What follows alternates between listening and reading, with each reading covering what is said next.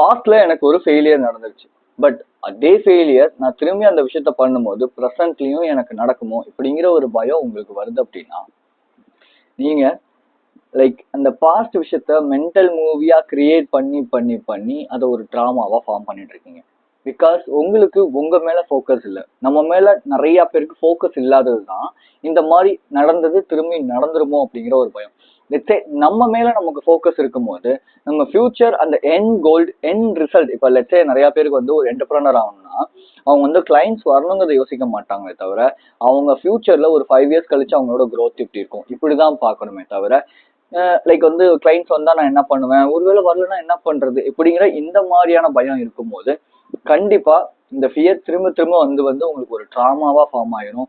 நீங்க அந்த விஷயத்த பண்ணணும்னு நினைக்கும் போது இது ஒரு பேரியரா வந்து நிற்கும். ஸோ உங்க மேல உங்களுக்கு ஃபோக்கஸ் அண்ட் அட்டென்ஷன் உங்களோட ஒர்க்ல, உங்களோட லைஃப்ல, உங்களோட ஸ்டடீஸ்ல வரணும் அப்படின்னா அதுக்கு ஃப்ரீ வெபினார் சண்டே இன்னைக்கு ஈவினிங் நான் வந்து கொடுக்குறேன். ஸோ லிங்க் வந்து என்னோட டிஸ்கிரிப்ஷன்ல இல்லைனா வந்து கமெண்ட்ல வந்து பின் பண்றேன், இல்லை என்னோட சேனல்ல போய் பாருங்க. கண்டிப்பா அதுல லிங்க் போஸ்ட் போட்டிருப்பேன், லிங்க்கும் இருக்கும். கண்டிப்பா வாங்க, ஃப்ரீ வெபினார் தான், உங்களுக்கு ரொம்ப ரொம்ப யூஸ்ஃபுல்லா இருக்கும். ஜஸ்ட் ட்ரை பண்ணி பாருங்க.